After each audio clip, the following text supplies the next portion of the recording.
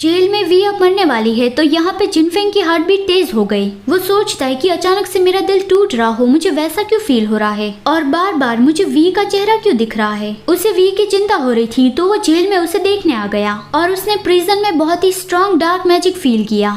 वो भाग के वी के पास गया और पूछा कि तुम ये क्या कर रहे हो। जिनफेंग के अंदर आते ही डार्क मैजिक उसे भी अपनी लपेट में लेने लगा, लेकिन वी ने कैसे भी करके वो डार्क मैजिक जिनफेंग के अंदर नहीं जाने दिया और सारा अपने अंदर ले लिया। वी की सारी मैजिक पावर चली गई और उसके बालों का रंग भी उड़ गया। जिनफेंग उसे संभालता है और कहता है कि डार्क मैजिक ने तुम्हारी बॉडी निगल लिया, आखिर यहाँ पे क्या चल रहा है। वी कहती है सारा डार्क मैजिक मैंने अपने अंदर ले लिया है, तुम अब सेफ हो, अब कुछ भी तुम्हें हर्ट नहीं कर सकता। अब मैं जा रही हूँ, मुझे माफ करना कि अब मैं और ज्यादा तुम्हारे साथ नहीं रह पाऊंगी। वी हमेशा से ही बहुत प्राइड वाली थी, वो कभी किसी के आगे झुकती नहीं थी, लेकिन जिनफेंग को बचाने के लिए वो कुछ भी कर सकती थी। जिनफेंग कहता है मुझे बचाने के लिए तुम सेप्टर को ले जा रही थी। वी कहती है अब इससे कोई फर्क नहीं पड़ता, चलो मैं तुम्हें एक सीक्रेट बताती हूँ। जब मैं तुम्हारे साथ इंसानी दुनिया में थी वही मेरे सबसे खुशी भरे पल थे। जब मैं आई शाओ शाओ थी तब मैं तुम्हारे साथ बहुत खुश थी, हमारी जिंदगी तब एकदम सिंपल सी थी। मैं तुम्हारे साथ ऐसी ही ऑर्डिनरी लाइफ जीना चाहती हूँ। जिनफेंग कहता है वी ये तुम क्या कह रहे हो, आई शाओ शाओ कौन है और मैं इंसानी दुनिया में कब गया।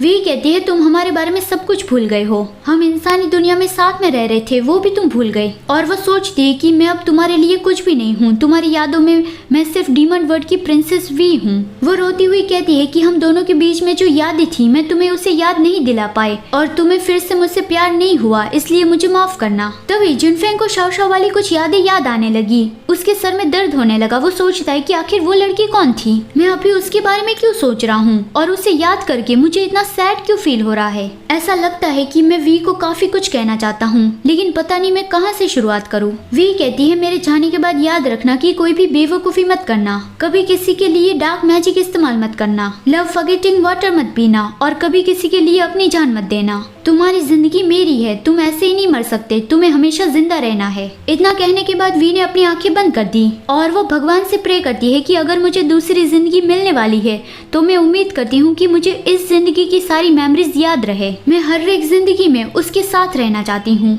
वी के जाने के बाद जिनफेंग की सारी मेमोरीज याद आ गई, जब वो एनी से मिला था, शाओ शाओ से मिला था और वी से मिला था। उसने उन तीनों के साथ जो भी पल बिताए थे उसे वो सब कुछ याद आ गया, लेकिन उसे याद आने में देर हो गई। अब उसके पास वी की बॉडी भी नहीं रही, वी की बॉडी तितलियां बनके गायब हो गई। जिनफेंग रोने लगा और कहने लगा कि तुमने मेरे लिए खुद को सेक्रीफाइस क्यों कर दिया, तुम्हारी जगह मुझे मर जाना चाहिए था। अब मैं क्या करूं, मैंने तुम्हें मार डाला और तुम्हारे आखिरी वक्त में भी मुझे कुछ भी याद नहीं आया। वो बार बार वी से माफी मांगने लगा और कहने लगा कि मैं तुम्हें हमेशा प्रोटेक्ट करना चाहता था, लेकिन जब तुम मुझे छोड़कर चली गई तब मुझे ये रियलाइज हुआ कि इन सारे वक्त तुम मुझे प्रोटेक्ट कर रही थी। अब मैं तुम्हारे बिना कैसे जी पाऊंगा।